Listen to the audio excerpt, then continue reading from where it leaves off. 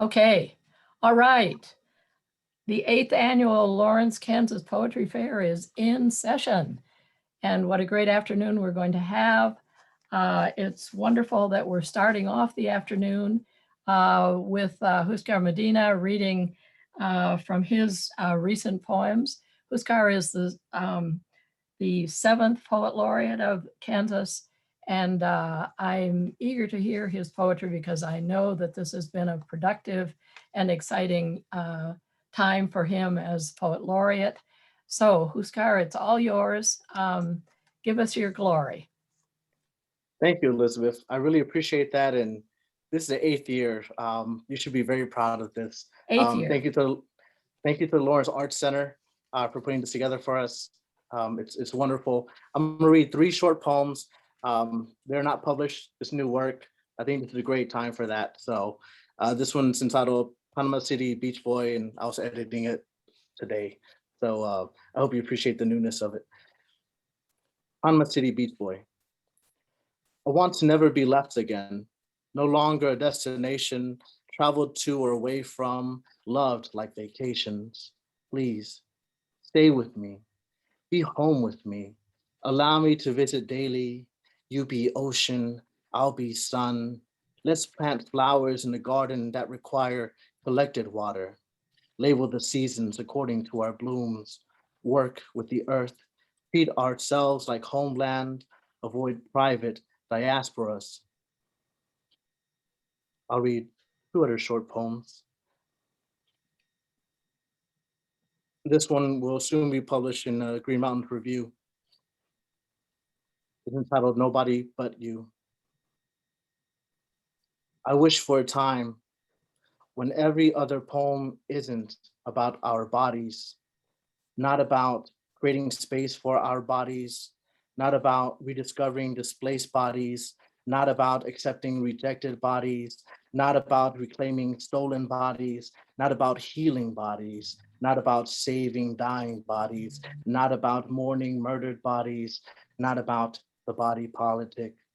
I wish for a day when every poem's for everybody, and I could write you a love poem without loathing the fact it won't save anyone outside of us.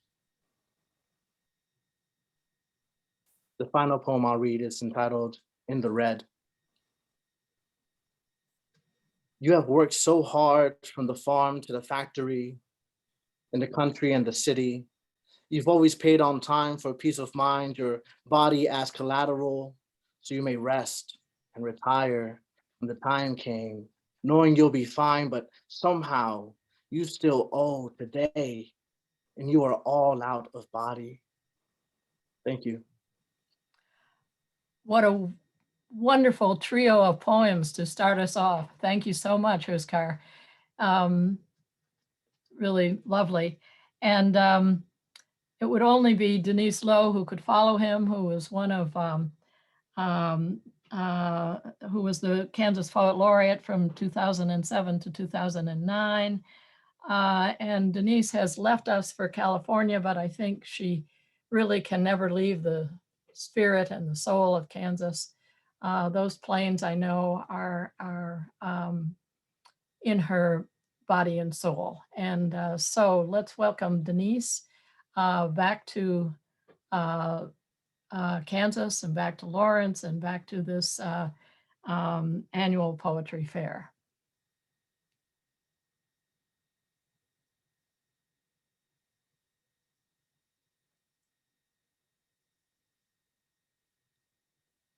Oops. I have no sound.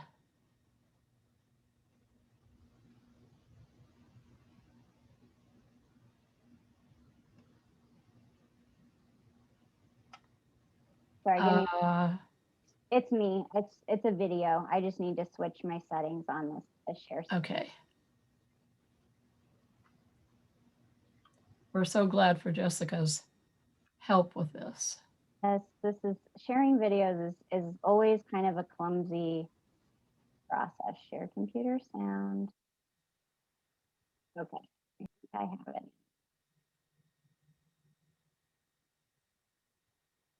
Can you hear her? I wish wish I could be there with you. I still have no sound. Fair, but I promised to send a couple poems, and here we go. This is from the book Wing, which is just new from Red Mountain Press, and my appreciation to Susan Gardner, Devin Ross, who run that press, and it's through Small Press Distribution and other places. Email me if you want a copy or a review copy. And I'd like to begin with a poem that kind of reflects the title, Kaw River Wings.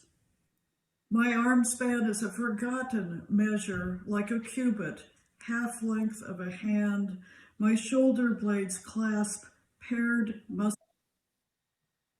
wings. A knotted clock ticks one heartbeat to the next, so many thumps to the river. A buzzard shadow stencils fog. It overlaps an eagle's black wings. Below live the mussels, Wichita and pink paper, two thin shells for wings. Their rosy flanges slide through mud currents.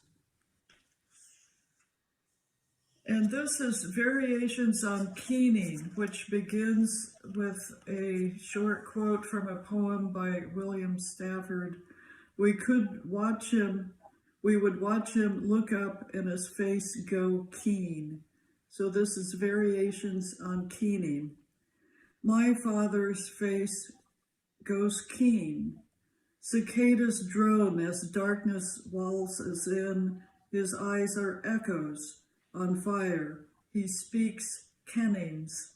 His wise eyes turn blue fire. His prophet's sight pierces night with keen perception. Agate rings lie buried in river mud. His eyes see their spirals. A sunfish rouges under a keen-bladed knife. Sequin scales flake. Its eyes darken into a stare beyond ken. I keen. My father's twin star eyes gaze equally into and out of the dark. And one more in memory of Lee Chapman, and also my brother-in-law, who both died due to COVID. Ode to Lungs. Lungs rise, flatten, the rhythm easy all these years until now.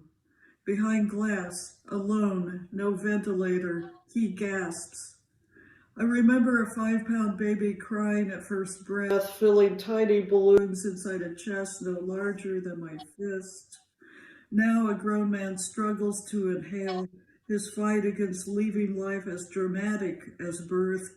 He succeeds in catching a breath, pulling from the invisible air ocean, enough to keep going another round, a final stretch as fate draws silk thread of his life up to light. Flash scissors measure exactly where to cut. So thank you, and best to everybody.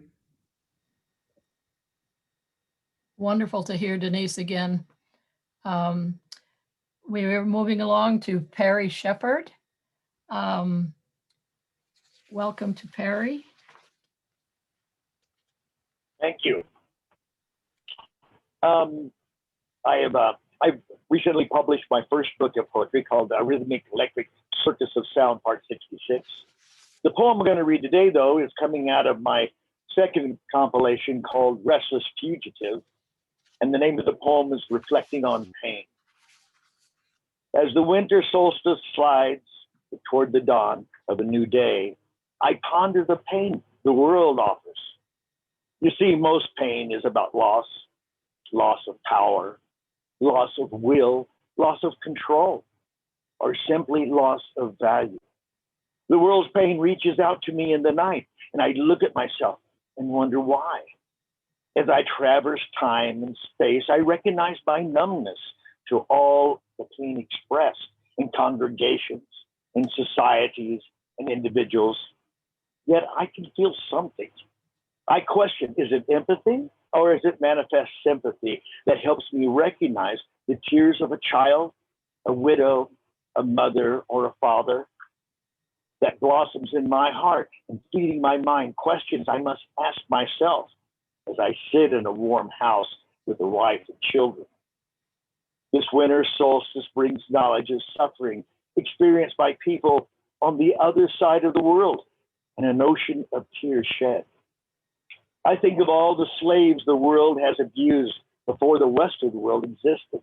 Warriors gathered people in herds after a raider campaign, and my heart falters, seeking to understand the experience. My mind and emotion work hard, attempting to be there, to feel the hopelessness as I march onward as directed by the brutes, leaders that don't recognize my humanness. And when I cry out for the loss of home, of family, I am alone and not on that march. No, I am not enslaved. I can reach out to my wife and lose that connection to the jungle march, whether it's Asia or Africa, Europe, or the Americas. The thick foliage disappears out of mind and feelings, and I awake in a sterile environment of the rich. I am a simple, stunted man. My ancestors walked, crawled, and pushed from Georgia to the western wastelands with smallpox-infested blankets they wrapped children in for the night. In a moment of excitement, I flew across to Egypt to see the slaves toiling endlessly to build tombs for their powerful gods. If I could crawl into the skin of the ones pulling the blocks up the steep path of the pyramid, I lose my heart. I miss my children. On every level, I falter at the horrendous sacrifice the lords, generals, and overseers put the less than human animal to the task that is created. Sometimes the task is monotonous or backbreaking, yet there is nothing compared to being treated like you are not a human being. I shiver with angst at the thought of what Black people went through in the history of the Western, throughout the history of the Western world. Thoughts fail to conceive what an individual experienced. No words are appropriate. I close my eyes and futilely try to summon emotion deep enough to grasp the magnitude of slavery to a group of people who had to fight for recognition and are still fighting. As I approach sleep in my bed, I hear Virginia Woolf's childhood pain and read the bitter words that can't soothe her loss, the loss of being important in her youth. Women are still being abused, and the woman in my life lets me know that I am ignorant and lack the capacity to truly see the pain I inflict. So let us stop this muddled effort to understand the pain the world inflicts on itself. The struggle goes on and will go on. Thank you. And that's going to be out of my second. Thank you very much. We're off to a wonderful start. And following Perry, I'd like to ask Kevin Rabas, who is the past Poet Laureate of Kansas. Kevin teaches poetry and playwriting at Emporia State, and he has 14 books to his name. So is Kevin here? Oh, I am. Okay. Good, Wait, where'd you go? Here I am. I'm still here. good. There you are. Yeah, thank you so Welcome, very welcome. much. Good to be here. Good to be here virtually. I'll read a pandemic poem to start out with. So we stay home, watch the rain, gray day, the lawn greening, the yellow crocus up, trumpeting, and nowhere to go, no one to meet for lunch, the bug in the background. And so I listen to Mingus, Goodbye Pork Pie Hat, and pray for my parents in another town, and for jazz musicians out of work, home with their saxes and drums, rumbling somewhere like the Italian tenor, singing from his window to an empty, empty street. I wrote that one about a year ago, but I'm still thinking about it. Here's something really new, since Earth Day was just the other day, meditating on the natural world in a fire in Yellowstone in 1988. and the trout would rise and hit the little bits, the orange and white ash from the forest fire, as if they were midges, little insect angels, blinking, blasting with light. I've been writing a lot about Charlie Parker, and this is my favorite one to read out. Recording Bird from the Can. Benedetti arrives early at the dial date in Hollywood, and the management says no mics, no cords. And so Benedetti tacks an out of order sign to one of the bathroom stalls and runs a discreet cord to the front table spot with a mic and sits on the closed toilet seat, machine cradled on his lap, headphones clamped to his ears. And this is a meditation as well. It's on a video that disturbed me and called me to write. The taunting of Nathan Phillips' Omaha elder. I've seen the video of those white boys in red hats who surrounded the man with his drum.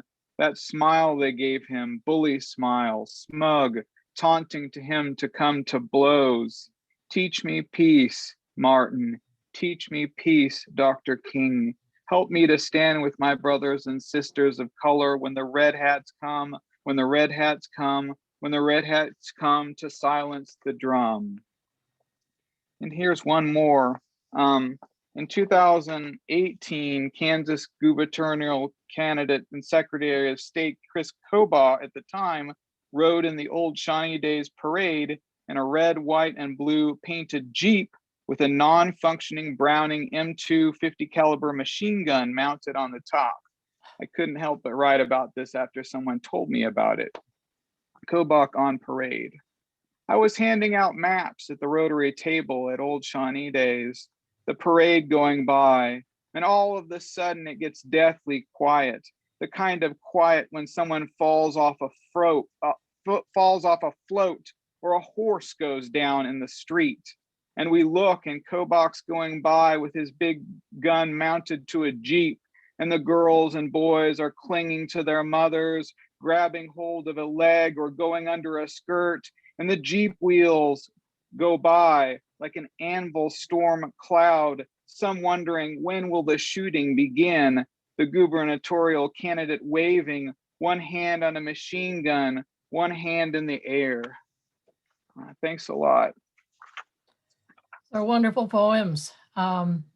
Let's go forward to hear from Xanath Caraza, who is also someone we love to hear from on a regular basis. It's so exciting that we're all able to gather virtually and to see one another up close on the screen. So welcome. Thank you very much, Elizabeth. So great to see you and everybody else, Kevin and everybody else that I haven't seen for a long time. So I'm going to share a couple of 3 poems, one from my latest book and one from Hudson. So I'm going to start with Hudson, poem 9, poema 9. Es el dolor de un pueblo el que se desliza en la sangre de la tierra. Acantilados bermejos contienen la angustia y las rítmicas palpitaciones. La gente murmura en las doradas esquinas de la ciudad. Se desliza la esperanza con sutileza acuática. ¿Dónde están los héroes del agua? ¿Dónde las mujeres pez que cantan en la aurora? ¿Dónde las ilusiones del nuevo amanecer? Todo se inunda. Escurre la lluvia en los cristales. De los acantilados brota el agua densa. Canta, mujer pez, canta.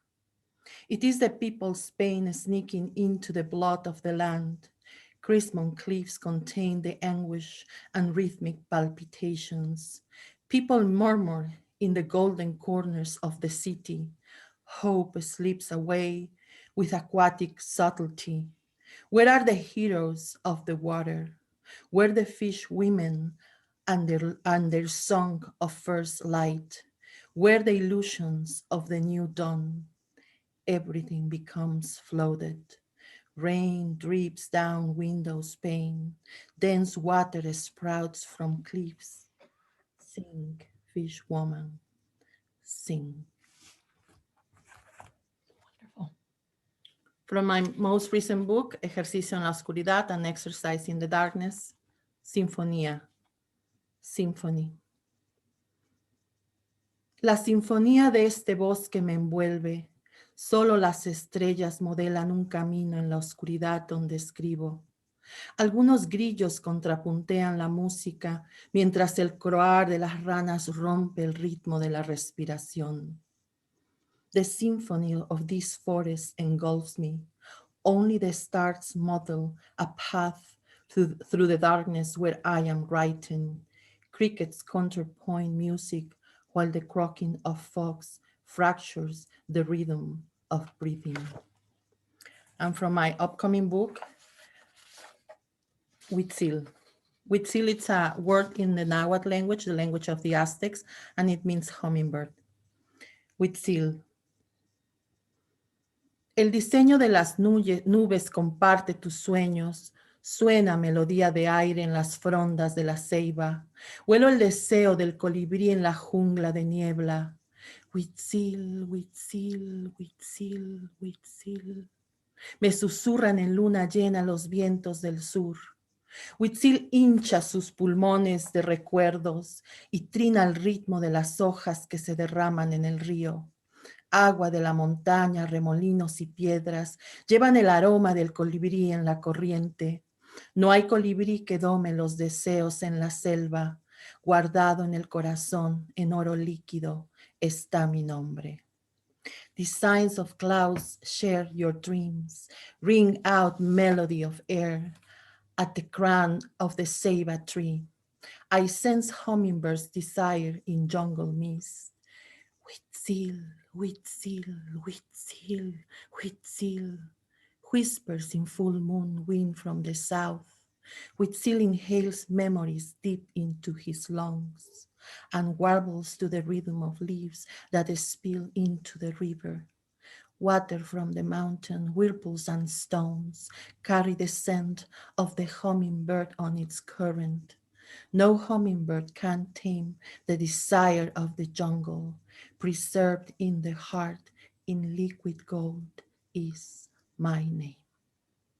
Gracias, thank you. So wonderful to be able to see the faces of the poets and to watch them speak their poems. It's really, this is a thrilling way to have a poetry reading. I'd like next to welcome Will Leatham, co-founder of Casey's Prospero's Books and co-founder and assistant publisher with Spartan Press. How are you guys? Can you hear me? Can people hear me? Hold on. I can. There we go. I can. Looks like, well, man, what an assemblage of poets, guys, on a Sunday afternoon. Isn't it terrific? It's exciting. Special thanks to Elizabeth for hosting this thing and to Jessica for making all of the gear work. Oh, that Jessica. And for Rhonda, who's extended the invitation, first of all. This is a great series and has been going on a long time, and it's excited to be part of it. I'm going to do one. I don't know if I have time for another one. During the coronavirus, finding inspiration, we've all been looking in different places. I've been hearing everybody read. Watching TV is a lot of it. Me, I watch travel channels when I can't travel. So this one came off of a travel show that was about an island off of Scotland. And it's called The Last Man Out. Dolly was the first. Well, she and the men who away never to return. She and the flu of 19. The men lost to war, to the fish. And now sons gone too, chasing work away south or to the mainland. Unlike their fathers before them, no longer content to go down in the ill-tempered seas. Not much of a way to grind out a living. Crofter, postman, occasional hand at the Rona light at Arnish. Now, by way of Glasgow, I, a race man, a wife and bairns to see after, to raise beneath these northern lights. You turn to your kin when things need a doing, and 70 pounds paid out by the council sees one a long way to making ends meet, even when split with a brother. It was the first time we set our hand to road work. 3 winters it took, laying down from Torrin to Flada, and that was 56, and the work only begun, ending too soon in a farmer's stony field. Not even voices raised at the council could get it going again, could see it to a conclusion more suitable for those craving a way out. And the months, all the years even, no clear end to a road run out of steam, its proper end abandoned, left to languish unfinished. No more will they pay, not even delay 1 more inch, let alone the remaining 1 3/4 miles. We're told that most everyone now has access already. Everyone who wants it. Access to the south, to the shops and the ferry that runs weekly out and back again. No more funds, we're told, tersely. No grants to be had. This is the end of it, of the discussion, of the road. In my prime, I thought about Australia, Patagonia, of the sea and the going to it. But really, those were just fancies, and there's plenty for a man right here, close to home. Then a book, a manual really, road making and maintenance, a practical treatise for engineers, surveyors, and others by Thomas Aitken. It came today by ferry, left to wait at the Queen's Post for me to make my way back down by whatever means I see fit, to cross the mile from one end of the island to the other, to retrieve, along with beans and salted shank, a skein of fabric from my wife, a handful of letters, a smattering really of what there used to be, to carry back north by me, back home to the far end, past where the road I once helped build ends, nearly 2 miles shy of its rightful ending. 40 families stick it out, remain to work the sea and stony fields, knowing full well the cost of staying, all the while pondering the promise of leaving. Here, when I'm not turning earth or pulling up fish, I sit an evening by peaty fires, thumb these pages that made the trip all this way, think upon what's written here, maybe the best half-crown I ever spent. What will happen if I don't do it? A beginning of an end, postponed perhaps by any effort of mine, can some way provide a reason for those down there who happen upon some sense and seek to come up here. A shovel, a pick, a wheelbarrow, all I have to finish the task.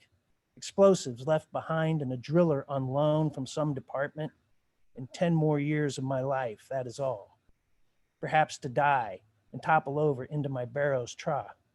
Easy enough then for the ones that remains a last wife left to wheel me down a completed road, a proper finished road, to greet the hearse that's come to carry me down and back to the ground. After I've gone, perhaps they'll pave my work, post a sign, a marker for those who no longer come, post it with my name, Callum McLeod, forever thereafter Callum's Road, that final 2 miles of tarmac, escorting everyone out, leaving only birds and selkies to abide this stone shore, this sea and sky. Thank you so much. Now we go on to hear from Lindsay Garcia, who is the author of Thank You and Live, A Great Story, as well as the publicist for Meadowlark Press and Americana Press. She teaches at Emporia State. Lindsay. Hello, everyone. It has been utterly delightful to spend this Sunday with you. I have been revisiting some of the poems I wrote about this time last year, and I'm very excited to share them with you. This is the first time they have been shared, and I kind of like this theme of presenting some of our newer things and have really enjoyed what we've been up to so far. So thanks again. This one I wrote just the last time I saw my folks. It's called Appearance.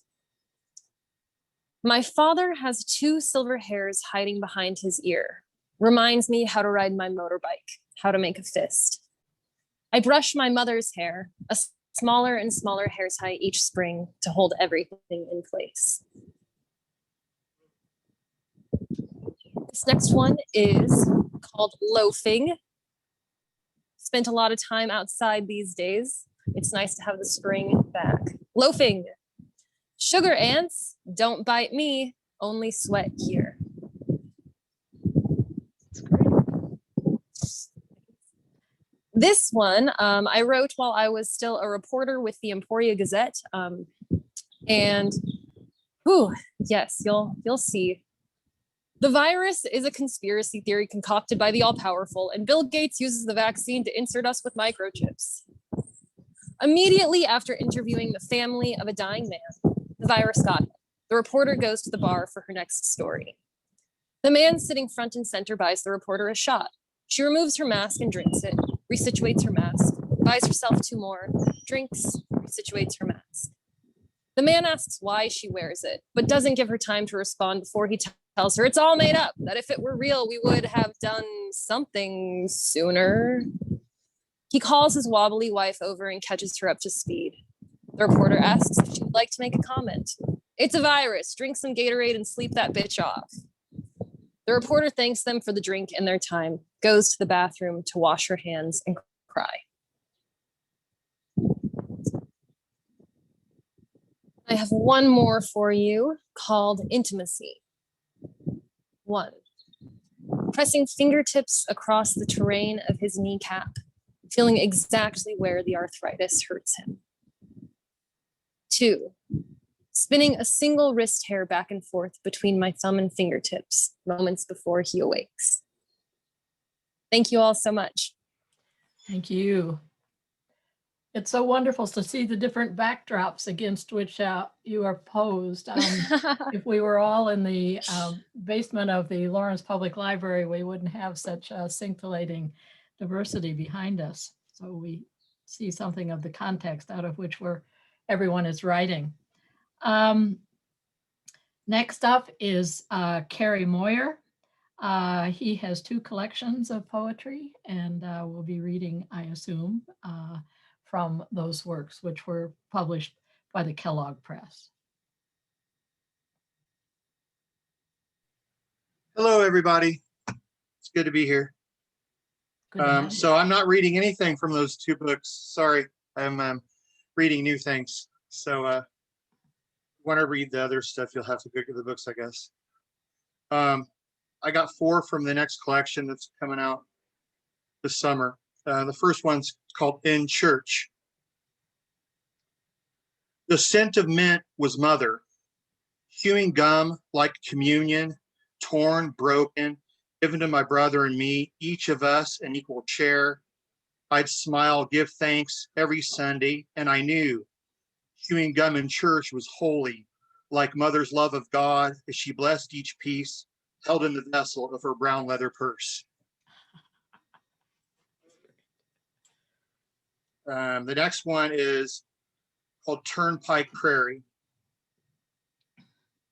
Toll road runs north and south, a vein snaking through the Flint Hills, limestone shown through tall grass that changes with each passing season. Weathered billboards tell folks to stop here, buy that, while the Midwestern sky and all of its moods stretch out over highway signs, mile markers, and power lines. Hopeful travelers count the hours and children ask when they will arrive. Wondering eyes look past fence lines, spiraling cattle pastures, watershed ponds, rows of many colored cars, Jeeps, pickups, semi-trucks carry the blood of a country through this Kansas turnpike prairie. The next one is called Melody at Night. Jarrett's dancing hands glide, touch keys, while Peacock plucks thick bass strings in time with Jack's tapping sticks as they glance over his snare. These transgential rivulets, blue notes, downbeats, this soft melody at night. And the last one I'm going to share is called Surface Tension. The surface tension of water is strong. Molecules cling, bead together, form drops, cool wherever they are close to one another. The man washed his face, warm water on his hands, while thoughts of her flowed, Each one clung to him. Warm molecules of her pooled around him, around his morning. Those water thoughts, drops of her, that surface tension strong, clinging to him while he looked in the mirror, and water memories like drops fell to the sink below. Thank you. Thank you. Next on our schedule is Ande Johnson, who is new to Kansas, having just arrived in 2019. So we look forward to welcoming you and to hearing your poetry.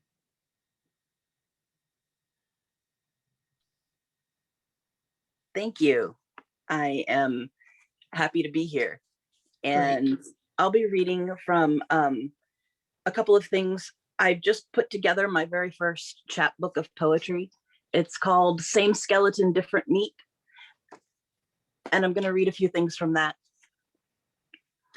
I grew up in North Carolina, and there's the road driving back to North Carolina, living there, 30 years. This is a poem called Approaching Appalachia. There's a special place down yonder where the practical flat farmlands of the Midwest start to roll up into these hills as slowly as a long Southern vowel. Right there, I feel alive. Where there ain't no quaint in my y'alls, where y'all can even call me darling at the gas station and I ain't even mad. Because these mountains have wrapped around my valleys and pulled me in close to hug me, and the pine trees pressed to my chest to breathe. Welcome home, son.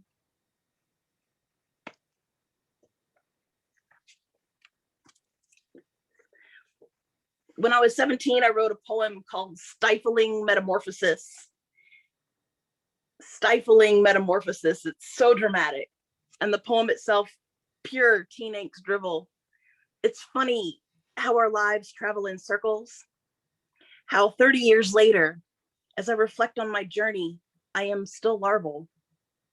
My metamorphosis paused, my anxieties keeping me bound in a cocoon. I wonder if it's a lie that someday I'll finally emerge a butterfly, when perhaps I should acknowledge and embrace this home, this chrysalis I've carefully tended for all these years. Why would I want to leave? And this last one I'm going to share. It's an open letter to the person who stole my debit card. Oh. I was livid this morning when I first discovered your unauthorized charge pending on my account. I called the bank, irritated at the inconvenience of shutting down my card, frustrated that I now have to wait 7 to 10 business days for the replacement. My gut reaction was that you're just a bad guy, a robber, a crook. And then I wonder if maybe you're not. Maybe you're just a person who made a poor decision. So this is what I'm choosing to believe, what I'm choosing to tell my son, who overheard my call to the bank and cried when he didn't understand what happened. So I've been thinking about you all day, and this is what I believe about you now. You're not a bad person, and I hope you're okay. You're probably a parent just like me, and you're trying to do the best you can for your kids. This pandemic has made everything so hard on them and us. However it is that you came into possession of my card, you knew it'd be wrong to completely clear out another human's account at the end of the month. Maybe you imagine me, a fellow struggler. I'm choosing to believe that you've worked so hard with so little to show for it, and the temptation of my account was just unbearable. Maybe you're like me, so tight right here at the end of the month, knowing the food stamps won't refill until the 4th, and the pantry lines are so long these days. My numbers were right there, a quick respite from another night of noodles or bologna. So I'm choosing to believe that you made an impossible decision. You didn't take a shopping spree of expensive electronics or frivolous trinkets, no. Instead, you decided to treat your family to a McDonald's feast, delivered to the sanctuary of your home. I bet you chose the contactless delivery to keep your family safe, because that's what I would have done too. I believe you watched your kids excitedly enjoy their food while you ached with guilt as you ate yours. Last night, as you tucked your children into bed, snuggling their new Happy Meal toys, I hope you imagined me hugging my boy and kissing his face too. Everything you and I do is for the love of these babies. I believe you wish you hadn't done it. I believe you'll make a different choice next time. I know you realize the guilt wasn't worth it, and it's wrong to steal from a fellow struggler. So today I'm telling my son your story, and we've whispered to the universe our hope for you and your family. May you all be safe. May you all stay healthy. May you all feel love. And P.S. Please don't do this again. Thank you so much. Thank you. Yeah. All right. Olivel Sullivan is our next reader. And Olive lives in Southeast Kansas, where she enjoys taking long walks on the prairie. Hello. I understand that my video is a little delayed. I hope the sound is better than the video. So I will proceed as if it is. The first. I'm losing sound. Okay. Yeah, Beth, she's just having errors. I can hear her okay. Let's just let her try. Okay. Okay. The first poem is called Beekeeper Spring. It's not the full lush heat of late spring, when the air glitters with dust and pollen, heavy with the scent of coneflowers and lavender, hums with bee buzz, bird song, cicada call, dog bark. This is the beekeeper's spring. There's still a chill in the air. You need a jacket after sunset. Clouds still veil the face of the full March moon, but the bees are stirring. The beekeeper is a big guy, built like a bear. Maybe the bees think he is one, coming to raid their hard-earned honey. He soothes them first with the beat of his drum, the goat skin thrumming like a man's heartbeat, the aftertone humming like a bee's buzz. The drones seek out his breath, aiming to sting between the thick beard and the smiling eyes. The beekeeper smudges the hive with sage, and the bees sink down, somnolent, softly murmuring, "This bear means them no harm." The beekeeper brings them pollen and nectar, opening the hive like opening the leaves of a book, reading the story of the hive. He uses his honey rake to break up the hexagonal tessellation of the combs so they'll eat, grow strong. The queen waits, deep in the heart of the hive. Soon her drones will dance before her, their legs full of gold pollen like silk pantaloons. They will dance the old songs, the bee mythology, bee religion, and the queen will lift her wings and take flight, wheeling higher and higher into the blue vellum sky, laughing. She challenges her suitors to keep up as best they can, looping, whirling, scribing her history in scent so subtle the beekeeper will only sense it much later, when he lights the thick yellow pillars of beeswax, says a prayer to the goddess of plenty, who back in the heart of the hive lays her eggs, deciding which of her daughters will follow her. The beekeeper flips through his catalogs, reads the latest reports on hive health, sips his tea, surrounded by sweetness. I had another one I was going to read, but because my sound is so bad, I'm going to skip on. This poem is one I started a year ago, and then I wrote the second part this year. This is called The Petaluma Hares, Part 1. As we walked home from the train station, we saw the Petaluma hares dancing in the slanting sunlight. A lively galliard, first hop right, then left, then right, then leap hind paws twinkling, forepaws tucked, then reaching out. Leap right, then left, the rhythm only they can hear with their spectacular ears. There are 6 of them, moving about the field between rusting hulks of old farm equipment. They are not fazed by the whistle of the San Rafael train, nor by our presence pressed against the chain-link fence. Leap right, then left, then right, and leap. We held hands as we walked on home, recreating the dance we'd done on the Salmon Creek beach that afternoon. Step right, step left, step right, and twirl. Eyes meet, hearts leap like it's the first time. Part 2. And then came the pandemic. All our stories start that way now. And like a tsunami, it fell on us and swept my husband away, unable to breathe, gasping. I couldn't even hold his hand. What I know for sure is that his love enveloped me like a thick coat of warm honey, and bees still sip at the sticky sweetness left behind. I am back at Petaluma to scatter his ashes as he'd wished, and the hares still dance behind the train station, a stately pavane, leap left, bow, leap right, pirouette. Their tall ears are gilded by the light from the train station. This time, I climb the fence, my joints creaking and popping. I slice my palm on the cut edge of the chain-link fence and suck the sweet blood.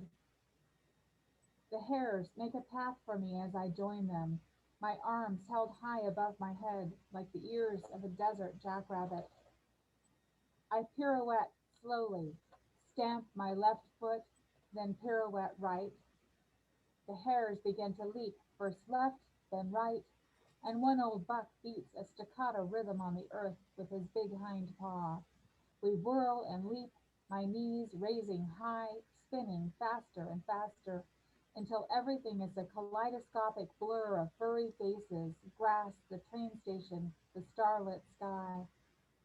I feel like I am the illumination gilding us, even as I am the luminous dancer. I am the woman dancing with the Petaluma hares. No, I am the moonlight. No, I am the moon. Thank you.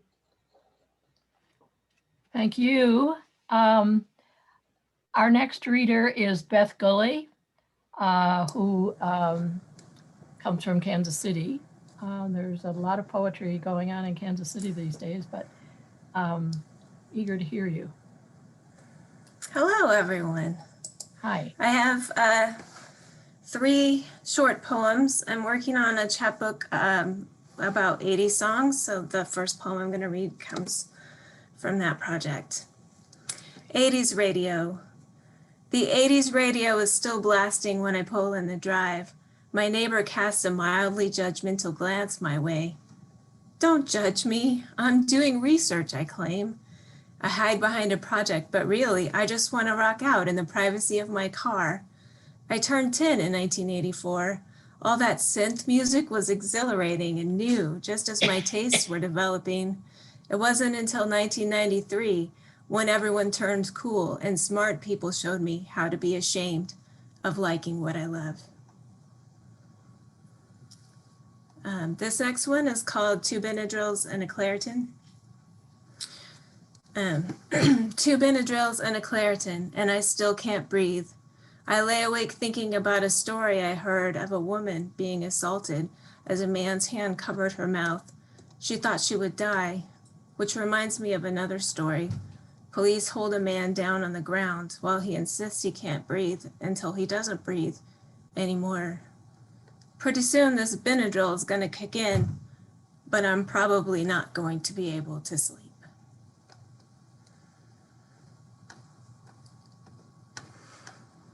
And then this one will end on a happier note. You have been chosen.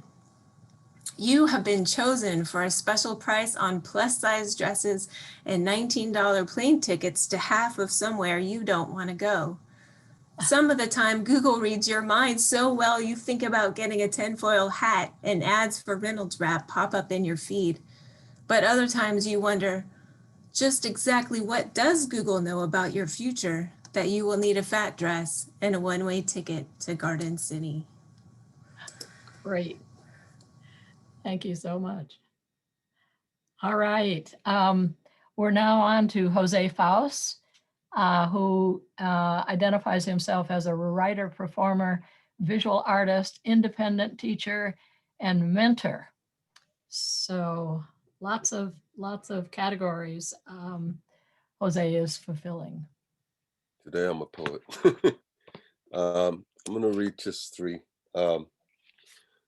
This is Mood with No Face. An uninvited sadness grips me and starts a quarrel I have no strength to end. My heart beats quick enough, a sudden rush, and my body in a moment swings. I am suspended. A pebble toss skipped across the water, skimming the surface. A moment between flying and crashing, with the promise of sinking and landing, dependent on nothing. This one's the music box. A ballerina on a lacquered music box, hands in place, spins on a spinet top, releve, passe, pirouette. A hand pounding notes falling from a ceiling fan, spinning round and round, dust motes floating down to the sills and jams, shattered picture frames, shadow boxes on the floor, going round and round. A ghost hand rustling mottled graying hairs in a grimace by a vase, an aster on the ivory, reflecting on the veiled fall board. If I pull my finger to my chin, will you smile for me? If I put my finger on your chin, will you dance with me? Asked the girl on the music box, spinning round and round, releve, passe, pirouette. As the gears wind down, a bitten nail flicks a key. Let your fingers grip the key and turn it round and round. Put your fingers to the key and turn it round and round. And I will releve, passe, pirouette to a rest and take your hand, a soft kiss on the chin and a smile, a pas de deux on a spinning spinet top, you and I across the varnished lid. If I put a finger to my chin and a finger to your chin and your hands on my hip, will you elevate and lift, or will I saute, step, glissade, pirouette alone to the edge? And this last one, because to die is expensive, I choose to live eternally. A woman walks a long, long ways on bare feet, across a barren soil, a desolate road. There is no wind carries her along, no forgiving sun hiding behind the cloud, no cloud above at all. She walks with purpose, her red-winged boots slung across her shoulders. Her feet might as well be shoes, hard, toned, and calloused. But she walks, she walks, she walks, knowing where she's going. She knows how long it will take to get there, and she knows it's a long, hard road to walk. So she dances and she twirls and turns and does somersaults. Her feet hardly touch the ground. I want to say never, but they do, just barely kiss it as they flip and bound around. Her hands barely touch earth at all. Her fingernails a blur of flicks as she flips and roams alone. I see her tumbling and gliding along like the breeze, like the eyes of a hawk or an eagle or a dove as they spread their wings to catch the rising thermals. Ride, ride, ride that breeze. It's all there is. What matters if there are straight lines in this world? They're all man-made. The whole thing is a big curve, an arc, a spinning globe, an orb, an egg. Ride it, ride it, ride it like you're meant to, and flap those red wings on your back. Thank you. Oh, thank you. We just are going from one wonderful experience to another. I hope there are lots of people listening. I see that there are 99 participants, so that's really terrific. Thank you so much. And we now go on to hear from Julie Sellers, who is was Kansas Author Club's 2020 Prose Writer of the Year, but she has a forthcoming book of poetry. Thank you. It's a pleasure to be here. And today I'm going to share with you from my forthcoming book of poetry, which is entitled Kindred Verse and will be out from Blue Cedar Press this summer. And this is a collection of poetry inspired by Anne of Green Gables. So the first poem that I'm going to read is entitled A Home for Imperfect Girls. I am far sick for Green Gables, that perfect home for an imperfect girl that summons hearts with its siren call to kindred spirits around the globe and across the years.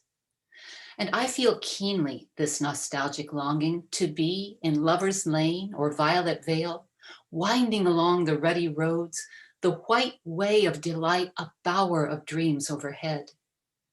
The home lights, like fireflies, beckon in the dusk. The sea's longing whisper accompanies my reverie. And in the sweetness of the shadows of woods and blooms and shore and lanes, the heartbeat of imagination calls. I glance over my shoulder, looking for Green Gables, for Anne, for myself, so many years ago, imperfect girls dreaming of this perfect home. The second piece I'm going to read is entitled Windows, and it's a Golden Shovel poem after L.M. Montgomery's poem, The Little Gable Window. So the line that I used was, by the little gable window of that cottage far away. So this is my poem, Windows. Like an old friend, these pages turn and take me by the hand, away to Prince Edward Island and the distant space where I yet dream a little. Maud's signal beckons from Anne's east gable, calling through the years with her light in the window.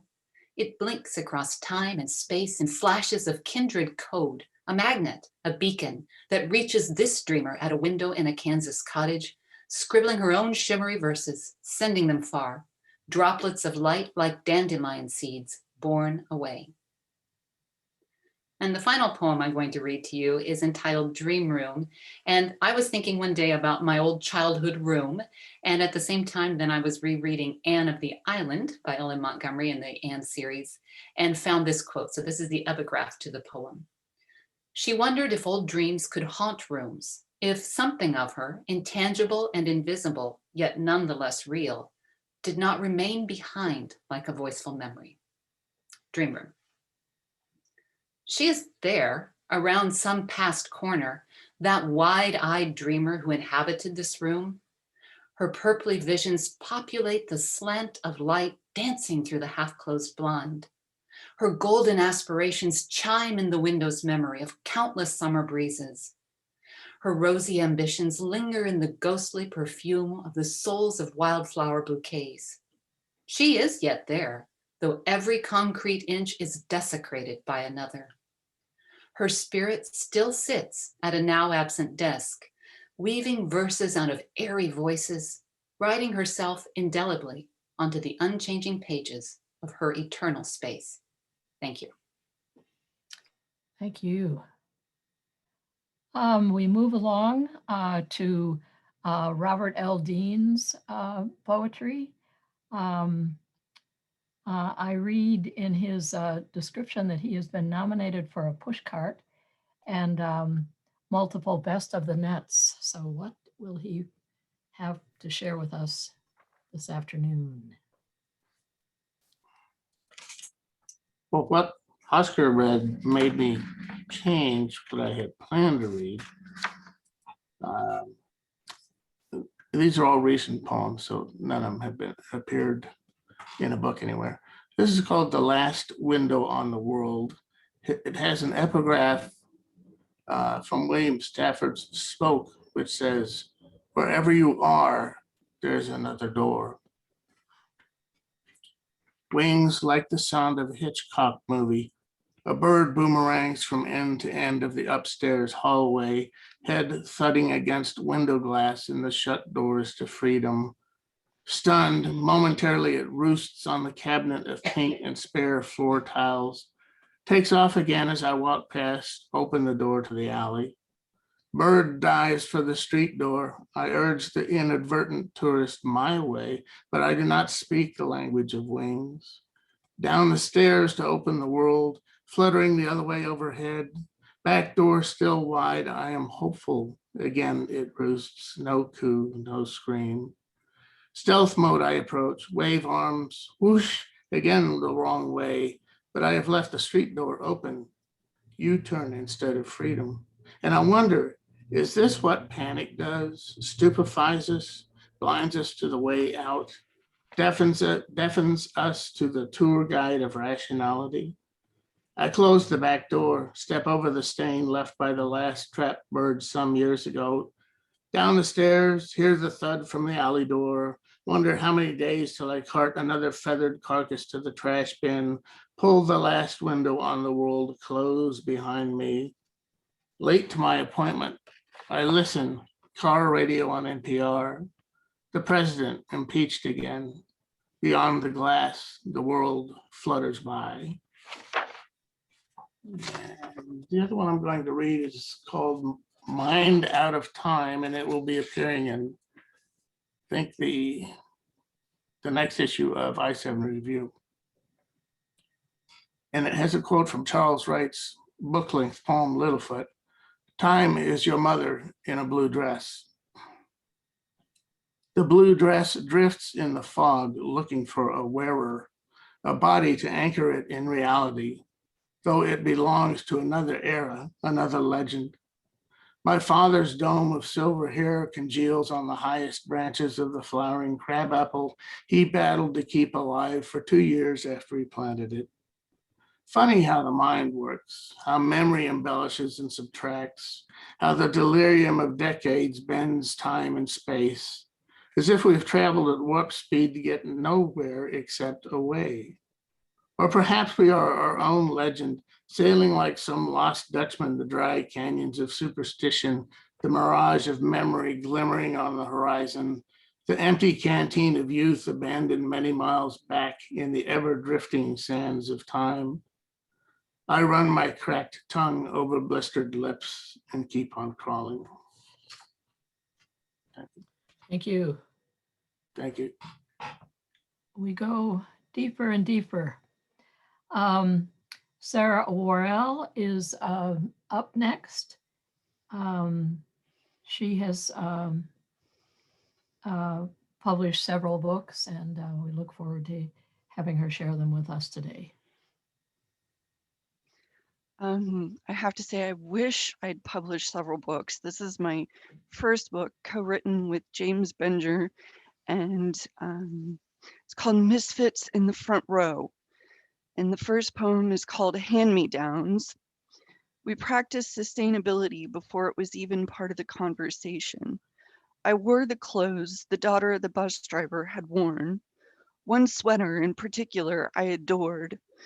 Black with diamonds and rainbow shades, or maybe neon, I don't remember, but it was bold and beautiful and not cool. The second poem is called Lunchtime Hurt. It was the week of the dance, which one doesn't matter, and I borrowed one of Mom's dresses that made my tits look amazing. One of my friends asked if I was trying to get a date for the dance. So apparently my efforts were over the top obvious because it was one of my guy friends. I should have asked Mom for permission to wear the dress. If she'd said no, she might have saved me from crying in the bathroom at lunchtime. And the third poem is called Excused.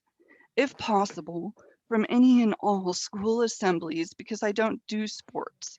I'm not friends with the jocks. So assemblies were always an exercise in boredom, celebrating athletes and their wins at the big game. Watching cheerleaders, color guard, and band all celebrate and make much of sport when we were an academic institution, I thought. So when do we celebrate those? Oh, just once at graduation. Okay. I got stuck at a surprise assembly once, couldn't get excused by my mom fast enough. It was about STDs and showed pictures of diseased organs that I can't make sense of even decades later, because at the time I had no idea what healthy male organs even looked like. And my friend S tried to keep me from looking when all I wanted was to figure out what was the frank, which were the beans, and what was wrong with the whole picture. Pretty sure that was the only assembly I wasn't bored at, totally uncomfortable the entire time. Thank you. Thank you.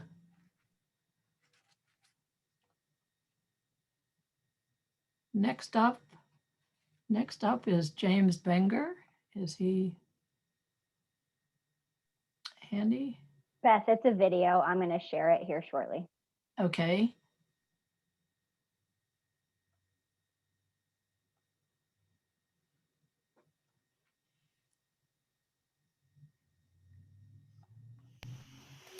Hi, everyone. I'm James Benger. Hi, James. I'm really honored and happy to be back here reading for the poetry fair. It's been a couple years since I've done it. For a lot, like with a lot of people, life kind of gets in the way, and unfortunately, I couldn't be part of the Zoom meeting today, so I was able to record this, and I appreciate everyone letting me do that, and since I couldn't make it for the actual date. I'm just going to read 3 poems very quickly, and then I'll get out of your hair. So, I just recently did this book with Sarah Worrell called Misfits in the Front Row. And I'm going to read a couple poems from that. It's a book back and forth between mine and Sarah's school experiences, and so I'll just get right to it and read the first one. This first one's called Society. Here we go. Somewhere between the health class video where that one girl vomited at the sight of afterbirth and that long speech from the vice principal about the evils of drugs, which he shot at us with his 2 packs a day breath and all those empties rolling around the bed of his truck. Somewhere between those, they had someone claiming to be a financial expert. I'm not convinced she wasn't a rookie bank teller. Come in and talk on the importance of balancing one's checkbook daily, to make sure to get a credit card as soon as was legal, only to build credit, of course. It was an endless lecture on financial responsibility, which, if she were to be believed, was key to being a functioning part of society. Squirming in my thin wooden desk, I reflected on my parents' house, built in the 1930s, not originally equipped with a bathroom or electricity. That little green box, the banknote I would surely inherit. Thinking on that, I found society lacking. Falling off the grid never sounded more appealing, and I often fantasized about a life out in the woods, just me and nature. Seemed to me, all society ever gave anyone was a 2-pack-a-day habit and a truck bed full of empties and some bloody jelly on the floor. So there's that one. It's a nice bright one. So here's another one that's a little dark from this book, called Angels and Shotguns. Old Jacobson, with his thick, vaguely Eastern European accent, got on the intercom before the usual leading of the Pledge of Allegiance, and he hitchingly read some poem about angels and better places. Old Widow Harrow was up by the board, by the flag, ready for what was next, but she had a tear in her eye, barely concealed sniffles. Turns out that boy 1 grade up, the kid I sometimes raced at recess, batted kickballs around, he had an older brother who had a birthday, and birthday boy's grandpappy got him his own shotgun. Now that boy a grade up from me, he wouldn't be going to school or anywhere else. The lunchroom served room temperature pizza that day, and I couldn't understand why we bothered with any of it. So there's that one, from a book called Misfits in the Front Row that I wrote with Sarah Worrell. I'll do one more really quickly. Last year I had this book called From the Back come out. It's all about the people who mill about in a dive bar somewhere. So since those last two were dark, this is kind of one of the few lighter ones from this book, so I thought I'd end with it. It's called Flowering. She sits with her sketch pad, corner booth, little light. Shouts and strobes will not disrupt her art. Dribbles of gin on the coaster under the mostly untouched glass. Her pencils fly with a weightlessness unknown and forever unnoticed by the regulars who mill about. The crack of another ball on its way to the pocket, another line in her masterpiece. I wonder why she comes here to this chaotic maelstrom of malicious uncreativity. And then I look to my own paper and my own pen. She flies on the current of her pencil. In a knifed-up booth, in a run-down bar, something beautiful is born. All right. Let's believe in that. I really appreciate everyone letting me do this, send in a recording. I know it's going to be a great event, and I wish I could be there. Thanks again. I'll see you all. All right. We're now moving on to Reid Miller. Hello, everyone. I feel humble and grateful for being in your company. Glad you're here. Thank you. I've got a couple of selections, some short and some a bit longer. I think the first one goes back to my child rearing days and a remembrance of an experience. Daddy, oh daddy, please come play with me. Daddy, oh daddy, please come play with me. When we play together, it's a lot of fun for me. Daddy, oh daddy, please come play with me. Daddy, oh daddy, please come sing with me. When we sing together, my spirit flies so free. Daddy, oh daddy, please come read with me. When we read together, I think creatively. Daddy, oh daddy, please come draw with me. When we draw together, your dog's up in a tree.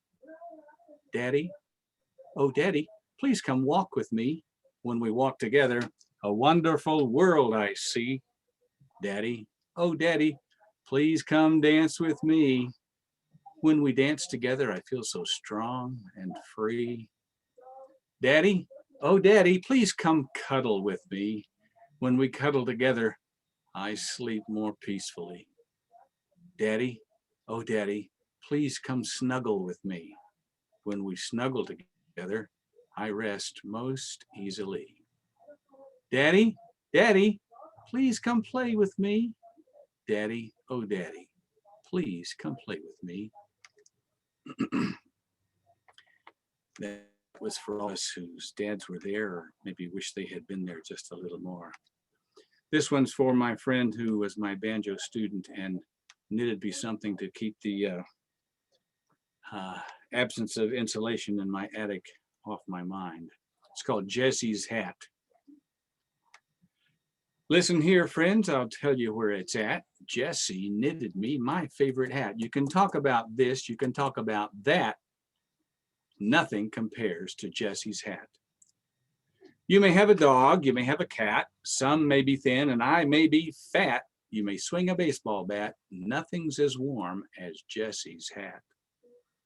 Jessie took some yarn one day, a couple of needles and began to play. When she got done, I had to say, meeting her was my lucky day. Jesse's hat, my head's round, it ain't flat. We can talk about this, we can talk about that, but nothing compares to Jesse's hat. Nothing's as warm as Jesse's hat. We did a pandemic haiku project. I live up in Iowa and I'm an Oklahoma native, so kind of a neighbor of Kansas. And I love getting down in that part of the country and visiting friends and folks. I had the good fortune of having a couple of haikus included in the volume 1 of that pandemic haiku project. I think they're on volume 4 or 5 now. Here's a couple of short ones. A bidet is great for cleaning my bum and saves paper too. Empathy growing in pandemic survivors. May it survive too. So many changes. Be mine, O comforted heart. Now live grows every day. One more. Planting my food is believing in tomorrow. My garden is in. And my last one of the haiku bunch. In my quarantine, I finished 3 books today. Coloring's hard work. I think I'll wrap up with a piece that I'm going to dedicate to my dad. Dad was a poet. I found a book of his poetry one day when I was a young man. And I asked if I could have it when he left this world. He said yes, and then I didn't find it among his things. So that was my inspiration to continue my own poetry. I like me. I like me, yes sirree. This is how I'm meant to be. You are you and I am me. I like me. Everyone is different. No two are the same. Considering each other's the name of the game. You may go your own way and I may too go mine. Different or likewise, either way is fine. Johnny is a neat kid. Sally is one too. They can play together and on their own too. Other kids may act mean and say cruel things. Then John and Sally take 5. And there's a song they sing. To value other people, we must respect ourselves. People are not objects to put up on shelves. Caring for each other means caring for me too. And listening to the quiet voice inside of me and you. Calling names hurts feelings. Telling lies does too. Truth is, we're all different and a lot alike too. Choosing's up to each one to show the way we care. Working with each other, our world will be fair. Feel around us, waiting to take hold. To love ourselves and others, we need to be bold. We can join together. It's easy to do. Respecting one another starts with me and you. You may say vanilla or chocolate are fine. Or you like strawberry, I'll have butterscotch for mine. There are lots of people who can be our friends, and learning more about them is where peace begins. I like me, yes sirree. This is how I'm meant to be. You are you, and I am me. I like me. Thank you for your ears. Enjoy. I'm having a great time listening to this poetry. Good, good. Next on our agenda is, forgive me if I'm not pronouncing your name correctly, but Cei Loofe. Loofe.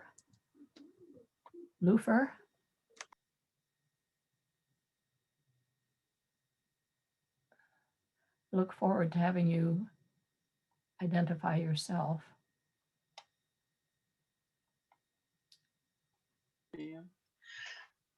Excuse me. Cei Loofe, and that's okay. Nobody Cei gets Loofe. Cei Loofe. Wonderful. I'm in Lawrence often, and I feel like I've been adopted. When I have no obligations here, I plan to move there. So if I never ever unobligated, that'll happen.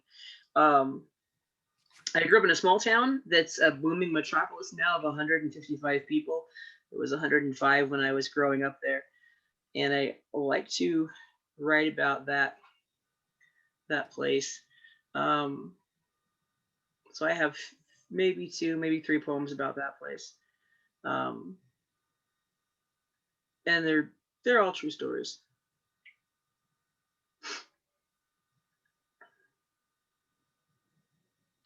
There was a swing tied to the tallest tree in the playground.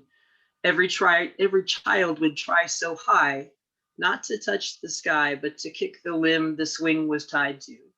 It was tradition. It didn't matter if you failed. If you didn't attempt, you were shunned. You were chicken. I did it. All of us did it. We were fine. In 1959, Mike did it. He flew so high, back arched, hands holding rope so tight, kicking that limb, and then flipping over and falling like a duck plummeting from the sky, shot down in mid-flight. They say you could hear his head crack open. They thought his back was broken too. Men slid him on plywood, tied him down with blankets, loaded him up in a pickup truck, sped him toward the city. The women prayed. Mike stayed for 3 months. He was able to move his limbs, but Mike would always be 7 years old. That's what they told us back then. His head was misshapen. He shook when he walked. He talked slowly, his words mimicking his footfalls. Mike would never be the same, but no one laid any blame. Not on Mike, not on his parents. It's just something that happened. It was God's plan. They just have to accept it and let it be. Mike couldn't name the presidents. He couldn't do mathematics. He could barely read a book. And to look at him, if you had to, was to turn your head away. But we looked, we gazed, amazed at what he could do. He never made it to the 2nd grade, but Mike knew everything that mattered. Birthdays, maiden names, the times the trains went through town, what made the parish priest frown, and what made the postmistress smile. And all the while, his knowledge base grew. Every slipped out detail from gossiping villagers or town hall meetings lived in his head, a dancing almanac of small town history. No one thought it was a mystery how he did it. They knew it was heaven sent. I wasn't really sure about God, and Mike knew I thought religion was fraudulent, but he also was aware I believed he was a blessing from somewhere. I just couldn't put a name on the place. Mike held the 19 years of my life tight before he let go. Everything I didn't keep secret, and even some things I myself didn't yet know. Mike helped me rid my fear of difference, taught me everyone was the same even when they weren't, to be still and to listen. Mike lived in his family's home for 37 years. And when he died, they cut down that tree.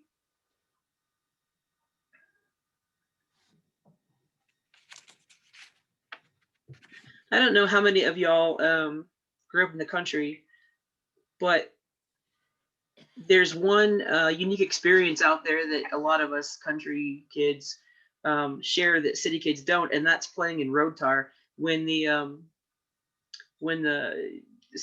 county maintenance crews go by, they oil the gravel down to make sure that the dust doesn't stir up too much when the roads are being maintained.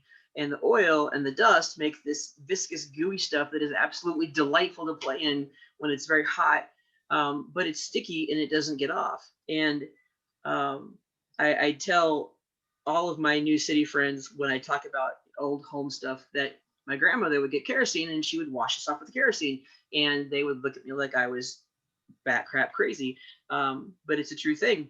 And only other country kids know this is true. And then they would, the kerosene, and then the hose, and then the bath. I mean, it's not like they would the kerosene and then send us off at church. I mean, there was a step to it, but this is called kerosene. When I was little, I used to collect toads, buckets of them. At night, they would hover around the streetlights of the 12 square blocks of my hometown, waiting to feast on any flying thing that got too low to the ground. They wouldn't move, getting so fat and sassy on millers and lace wings. And when I found this out, I scooped them up in old paint buckets, dragging them home, eager to share my treasures. There were only 3 things my grandmother ever used fuel oil to start fires: in the burn barrel, lamps, and to make me clean. When those toads got galloned up the berm to the back door, they were met with a broom, a mental stream, and kerosene. It was a fact. It would keep the warts from coming. And it wasn't just good for toads. When summers came and streets were tarred and oiled to keep them passable, the dust down, us entertained, it was impossible to keep a country kid out of road tar. The warm viscous goo invited every child to become obsidian from knee to toe, but they'd all know they'd be washed down with lamp glow, sprayed off with the garden hose, and put into the bath. It was a price you had to pay to play in road clay. That lesson was scrubbed into my skin by the time I was 3. It served me well, but not until I could recall it after forgetting. Years of remedy had been lost, unused, indelible marks infused into my knees, made from walking up and down the wrong roads and scooping up toads like gold, forgetting what they could leave on the skin when you held them too tightly, even after they started to tarnish. One night, I remembered, dreaming of obsidian-legged children mired in cooling tar, surrounded by lace wings, these children trying to go farther than they could stretch in their skins To escape the streetlights, these children were me. Your failure glowing on my face, and in my dreams, I could see her. I could smell it. Burning tincture, erasing toad-plagued firebomb, loosening tar pits, and turning lace wings and failure into dust. I remembered years of remedy lost, unused, my grandmother sprinkling kerosene into my future. There were only 3 reasons she ever used it: to start fires in the burn barrel, lamps, and to make me clean. She and I are not related by blood, but we're related by everything else. This is my last one. I let the dust settle.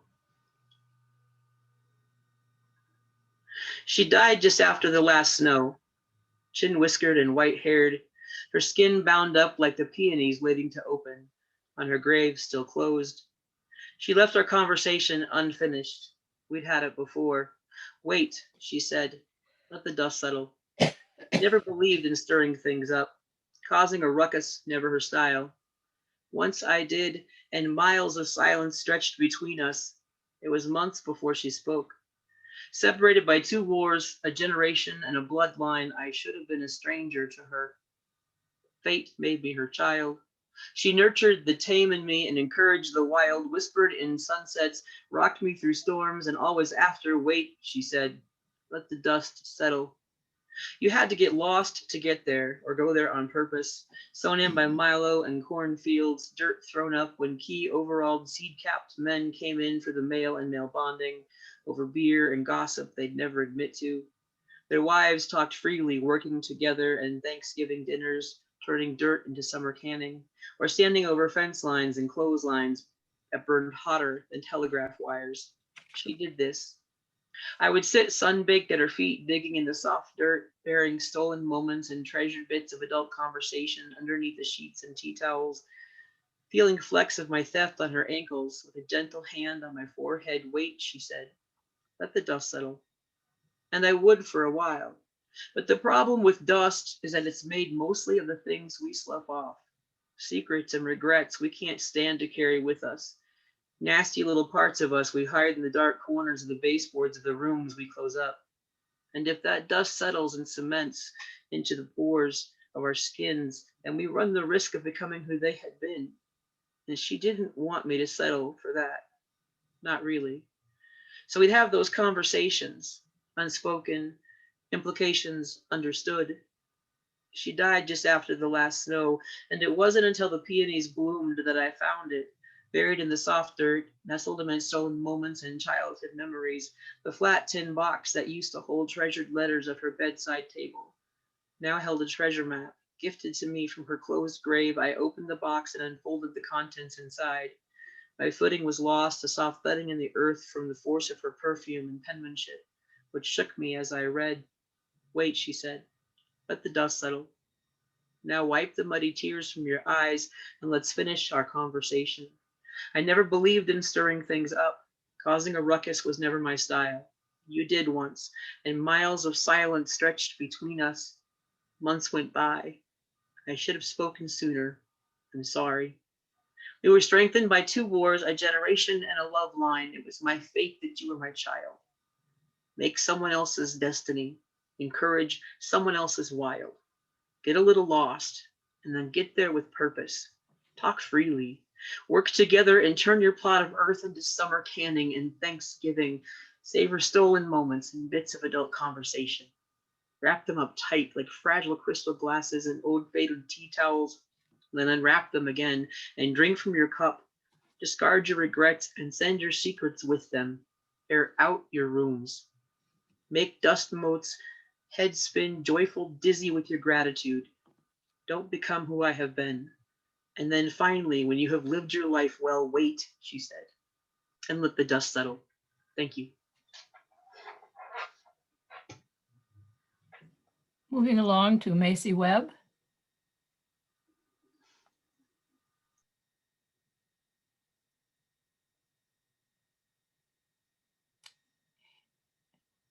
Here is Macey. Macey, unmute yourself, love. Okay, good. Forget it? Cool. Sorry. I had to move inside. My laptop died and I don't know. It's a mess. It's fine. I'm here. I just have kind of been thinking recently about like a handful of topics. My acquaintances that are, 30 somethings recently became foster parents to